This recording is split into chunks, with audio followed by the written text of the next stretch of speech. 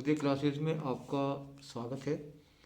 और आज हम लेकर के आए हैं दो चरों वाले रैखिक समीकरण को ग्राफी विधि के द्वारा हल करना। और एक प्रश्न सेक्शन डी में 4 नंबर का आएगा। और प्रश्न किसी प्रकार का आ सकता है, लेकिन हमें क्या है कि हल करने का जो एक सही तरीका आना चाहिए।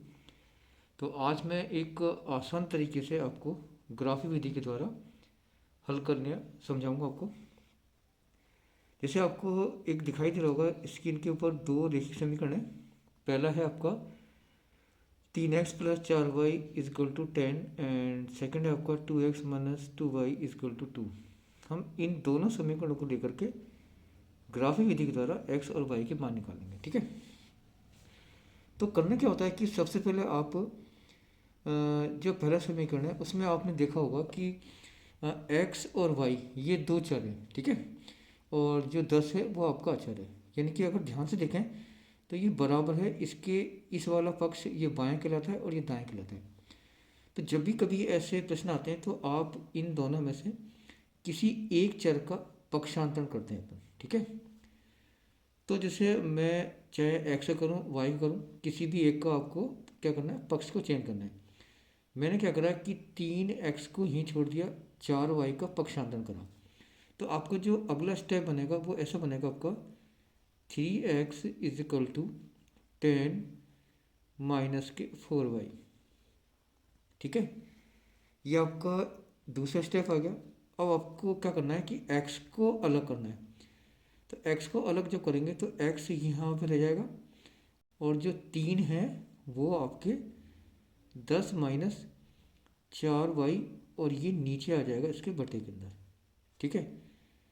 तो आपका ये एक समीकरण बन गया जिसके द्वारा हमें दो मान निकालने हैं और दो मानों से अपने को ग्राफ बनाना है। ठीक है। इसी प्रकार से हम इसका भी करते हैं। जैसे हमने पहले समीकरण को लिया, वैसे हम दूसरे समीकरण को लेते हैं। यहाँ पर हम क्या करते हैं कि देखिए 2x को मैंने ही छोड़ा, = आ जाएगा, यहाँ पे आ जाएगा 2, और ये प्लस का 2y, क्योंकि ये माइनस का है तो प्लस का हो जाएगा। ठीक है। जैसे हम यहाँ पे हमने x को अलग किया था, यहाँ भी हमने x को अलग किया, और यहाँ पे आ जाएगा 2 + 2y, और नीचे आ जाएगा आपका ये 2। तो ये आपका समीकरण बन गया, और इससे हमें भी दो मान निकालने, एक x के और y के। ठीक है। अब मान कैसे निकालते हैं, अब करना क्या होता है हमें कि इस x की जगह पर आपको 0, 1, 2, 3, 4 यानी कुछ भी मान आपको रखना होता है, और उससे फिर अपने को x के मान निकालते हैं। तो देखो क्या करा मैंने, माना कि मैंने y की जगह पर मैंने 1 रखा यहाँ पर। अब 1 क्यों रखा, क्योंकि ये 1 4 से गुणा होगा और 10 में से घटेगा। तो आपको मान ऐसा आएगा, x बराबर ये 10 तो यूँ का रहेगा, -4 गुणा में 1 आ जाएगा, और नीचे आ जाएगा आपका 3। ठीक है। तो x बराबर आपका देखिए, तो ये 10 का 10 -4 नीचे आ जाएगा 3। ठीक है।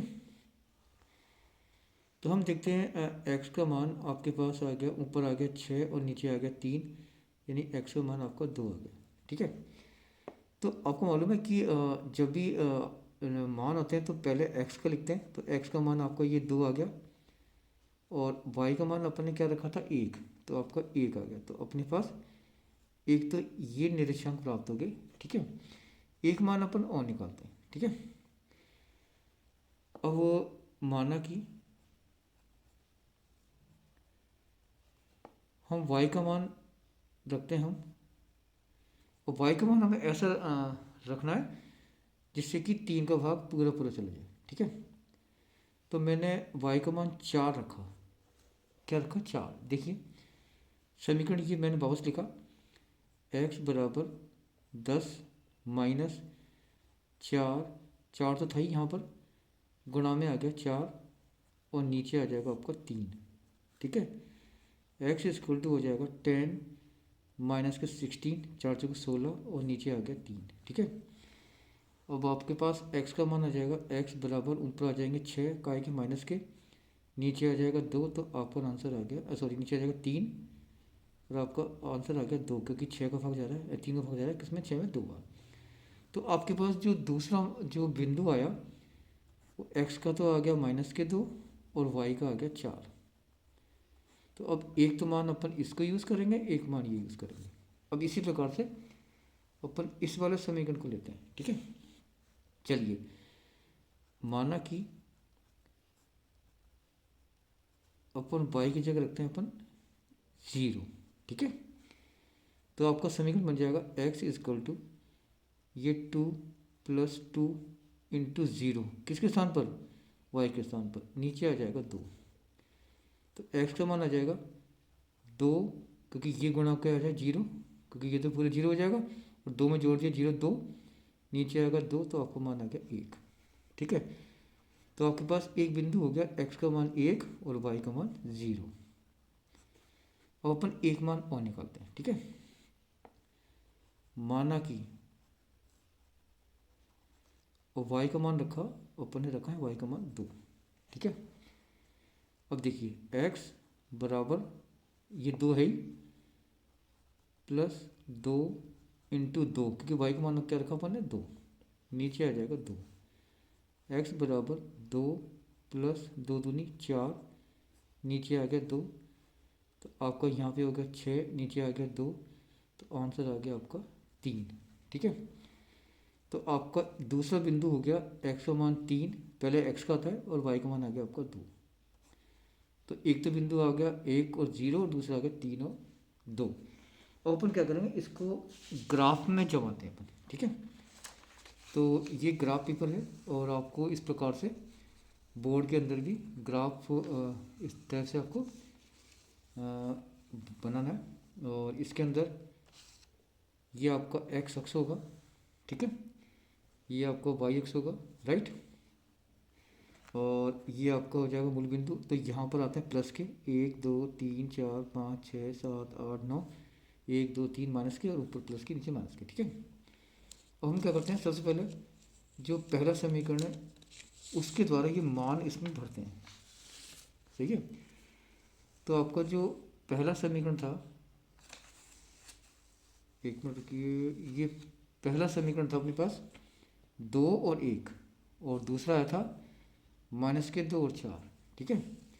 तो अपन पहले इस पहले वाले समीकरण को लेकर के ये मान इस ग्राफ में रखते हैं अपन, ठीक है।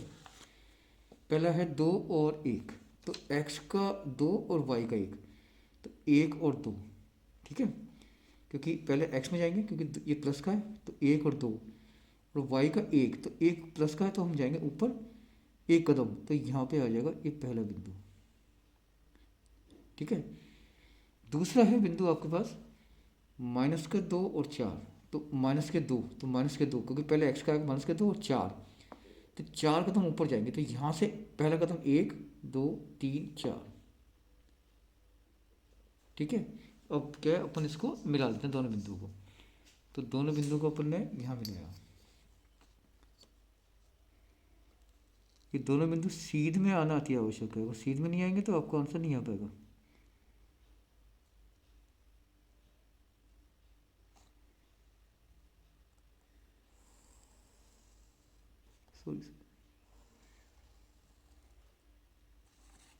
ठीक है, नेक्स्ट है आपका जो अगला बिंदु है आपका, वो है 1 और 0, 1 और 0, 1 और 0, तो 1 और 0 है, तो अपन यहीं रुक जाएंगे, क्योंकि x का 1 y का 0। दूसरा है आपका 3 और 2, x के 3 और y के 2, 1 2 3 और y के 2, 1 और 2, ठीक है। अब अपन इनको मिला लेते हैं, ये आपका पहला बिंदु, ये दूसरा बिंदु,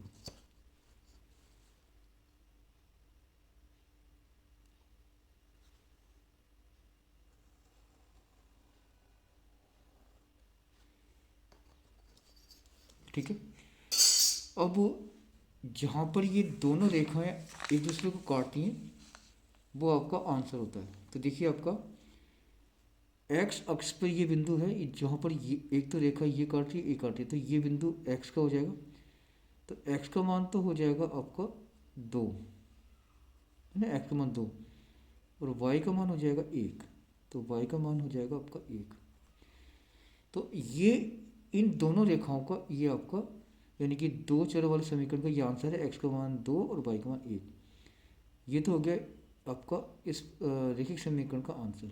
अभी क्या है, आपका ये ग्राफ पूरा नहीं है, इसको पूरा करने के लिए आपको करना क्या होगा कि जैसे अपन ने पहले जो रेखिक समीकरण थी तो उससे अपन ने दो मान निकाले थे। एक निकाला था 2 और 0, दूसरा निकाला था -2 और 4। तो पहले इनको अंकित करेंगे, 2 और 1, 2 और 1, ये हो गया आपका बिंदु हो जाएगा 2 और 1। ठीक है, -2 और 4, तो -2 और 4, तो -2 और 4। ठीक है, फिर जो अगला बिंदु था वो था अपने पास 1 और 0, 1 और 0, तो यहाँ पे आ जाएगा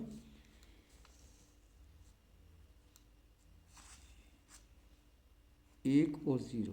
दूसरा था -3 और 2, तो 3 और 2, ये था आपको 3 और 2।